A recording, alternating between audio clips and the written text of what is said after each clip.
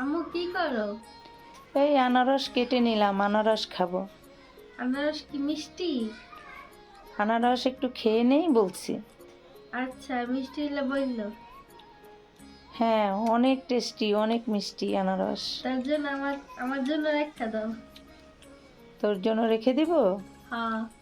আমি আগে খেয়ে নেই, আমি তারপর রাখবো। দেখি তোর জন্য আমি রাখতে পারি কিনা। আচ্ছা, আমার জন্য রাখো, আমি কিন্তু খাবো।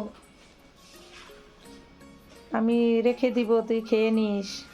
আচ্ছা, তুমি মজা করে খাচ্ছ আমাকে রেখে?